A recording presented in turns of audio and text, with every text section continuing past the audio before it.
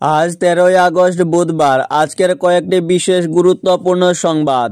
টসে জিতে কংগ্রেসের দখলে হাইলাকান্দি জেলা পরিষদ। টসে বাজিমাত কংগ্রেসের। প্রায় 15 বছর পর হাইলাকান্দি জেলা পরিষদের বোর্ড গঠন করল কংগ্রেস।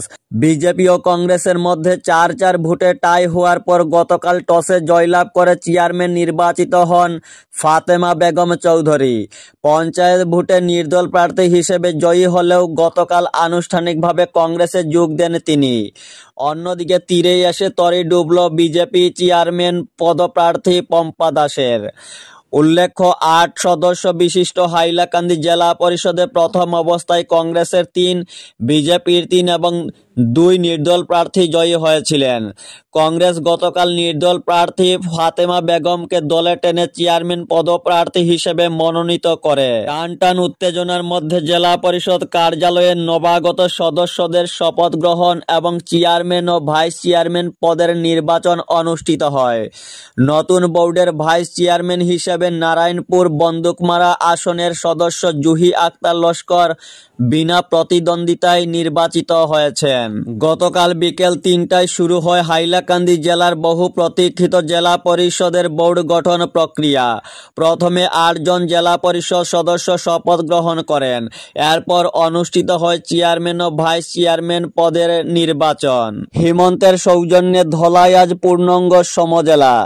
কাছাড় জেলার ইতিহাসে এক নতুন অধ্যায়ের সূচনা হলো গতকাল অর্থাৎ মঙ্গলবার এক বর্ণাঢ্য অনুষ্ঠানের মাধ্যমে এই নতুন সমজেলার যাত্রা শুরু হয়। সমজেলার উদ্বোধনী অনুষ্ঠানে প্রধান অতিথি হিসেবে উপস্থিত ছিলেন রাজ্যের পশুপালন ও মৎস্য বিভাগের মন্ত্রী কৃষ্ণেন্দু পাল। তার হাত ধরেই ধলাই সমজেলার আনুষ্ঠানিক সূচনা হয় গতকাল। মন্ত্রী বলেন, মুখ্যমন্ত্রী ডক্টর হিমন্ত বিশ্ব শর্মার দূরদর্শী নেতৃত্বে ধলাই বিধানসভা কেন্দ্র আজ পূর্ণাঙ্গ সমজেলায় রূপান্তরিত হয়েছে। গতকালকের এই বিশেষ দিনটিকে স্মরণীয় করে রাখতে মঞ্চে পরিবেশিত হয় গতকাল স্থানীয় আদিবাসী নৃত্য, ঐতিহ্যবাহী বিহু নৃত্য। তাছাড়া ধলাইয়ের সংস্কৃতিকে তুলে ধরতে এক নাটকও পরিবেশিত হয়। অনুষ্ঠানের মূল কর্মসূচির মধ্যে ছিল প্রথাগত পূজা অর্চনা, সরকারি ভবনের উদ্বোধন এবং এলাকার সার্বিক উন্নয়নের জন্য মুখ্যমন্ত্রী ঘোষিত একাধিক নতুন প্রকল্পের বিবরণ। এই প্রকল্পগুলো ধলাইয়ের জনগণের জীবনযাত্রার মনোন্নয়নে সহায়ক হবে বলে জানানো হয়েছে। এই ঐতিহাসিক দিনের সাক্ষী হিসেবে উপস্থিত ছিলেন শিলচরের সাংসদ পরিমল শুক্লবৈদ্য, শিলচরের বিধায়ক দীপায়ন চক্রবর্তী, ধলাইয়ের বিধায়ক নিহারঞ্জন দাস, কাছাড়ের জেলা শাসক মৃদুল যাদব, দক্ষিণ অসম মণ্ডলের উপপরিদর্শক কঙ্কনজ্যোতি শইকিয়া, ধলাই সমজেলার আয়ুক্ত রক্তিম বড়ুয়া প্রমুখ। রাজ্যে সমজেলার সংখ্যা বেড়ে 49। রাজ্যে সমজেলার সংখ্যা বেড়ে হলো 49। প্রথমে এই সংখ্যা ছিল 39। দ্বিতীয় পর্যায়ে আরো 10টি বাড়ানো হয়েছে। এর 8টি সমজেলা গতকাল আনুষ্ঠানিকভাবে ঘোষণা করা হয়েছে। আজ আরো 2টি সমজেলা ঘোষণা করা হবে। 8ই সেপ্টেম্বর রাজ্যে আসছেন মোদি, প্রস্তুতি খতিয়ে দেখলেন মুখ্যমন্ত্রী। আগামী 8ই সেপ্টেম্বর অসমে আসছেন প্রধানমন্ত্রী নরেন্দ্র মোদি। প্রস্তাবিত ওই সফরে প্রধানমন্ত্রীর গোলাঘাটে যাওয়ারও কথা রয়েছে।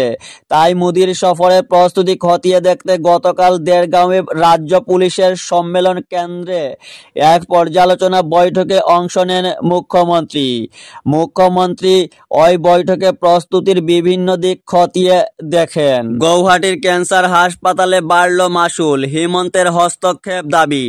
গৌহাটির রাজ্য ক্যান্সার প্রতিষ্ঠানের হঠাৎ মাশুল বৃদ্ধি ঠগকারীর সিদ্ধান্তে রোগীদের মধ্যে হাহাকার পরিস্থিতির সৃষ্টি হয়েছে।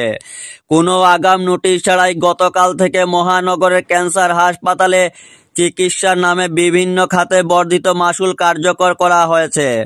জানা গেছে, ক্যান্সার হাসপাতালে আগে সাধারণ বেডের জন্য মাশুল যেখানে 200 টাকা ছিল তা বৃদ্ধি করে 1500 টাকা করা হয়েছে। একইভাবে রোগীর নাম রেজিস্ট্রেশন করার জন্য যেখানে মাশুল 100 টাকা ছিল সেখানে 360 টাকা করা হয়েছে। এই মাশুলের সঙ্গে চিকিৎসকের ফিও যুক্ত করা হয়েছে। তেমনি সিঙ্গল কেবিন 3000 থেকে বাড়িয়ে 4500 টাকা, শেয়ারিং কেবিন 2000 থেকে বাড়িয়ে 3000 টাকা, আইসিইউ 1500 টাকা থেকে বাড়িয়ে 2400 টাকা, রক্ত পরীক্ষা 1200 থেকে বাড়িয়ে 2400 টাকা, সিটি স্ক্যান 4500 থেকে বাড়িয়ে 6500 টাকা পর্যন্ত বৃদ্ধি করা হয়েছে। চিকিৎসার জন্য অগ্রিম 10,000 টাকা এবার থেকে জমা করতে হবে। আগে এই ব্যবস্থা ছিল না। বিনামূল্যে কেমোথেরাপি ও ক্যান্সার হাসপাতালে বন্ধ করে দেওয়া হয়েছে। এবার থেকে রোগীদের 50,000 টাকা দিয়ে কেমো ক্রয় করতে হবে। রাজ্য ক্যান্সার হাসপাতালের মাসুল বৃদ্ধির ঠগকারী সিদ্ধান্তে তীব্র প্রতিক্রিয়ার সৃষ্টি হয়েছে। ক্যান্সার রোগীদের সেবায় গড়ে তোলা ক্যান্সার হাসপাতাল ব্যবসা কেন্দ্রে পরিণত হয়েছে।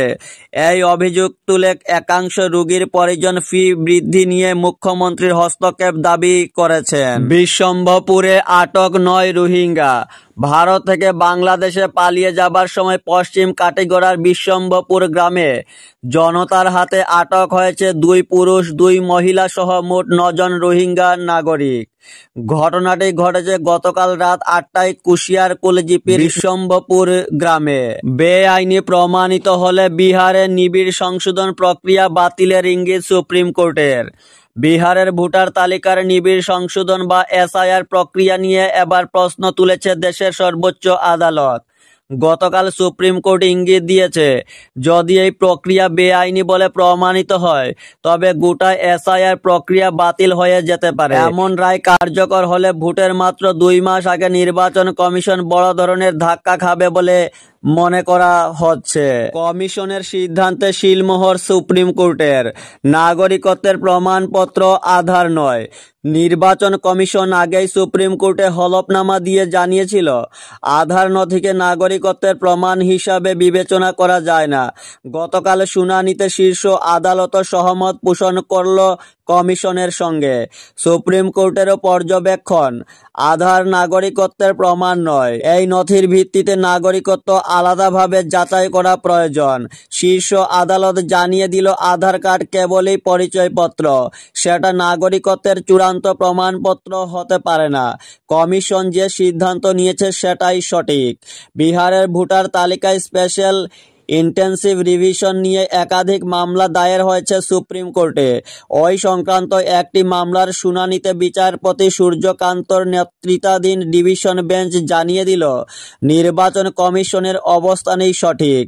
আধারকে নাগরিকত্বের চূড়ান্ত প্রমাণপত্র হিসেবে গ্রহণ করা যায় না, এটা যাচাই করা প্রয়োজন রয়েছে। উধারবন্দের ইস্টামপুরে হচ্ছে ফায়ার ব্রিগেড কার্যালয়। অবশেষে উধারবন্দে হতে যাচ্ছে অগ্নি নির্বাক বাহিনীর কার্যালয়।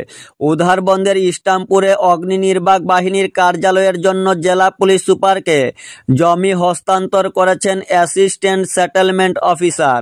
গতকাল বিকেল 4টায় ইস্টামপুরে থাকা 3 বিঘা জমির কাগজে অ্যাসিস্ট্যান্ট সেটেলমেন্ট অফিসার ঋতুরাজ বরদলৈ সেটেলমেন্ট কানুনগো ও জেলা পুলিশ সুপার স্বাক্ষর করেন।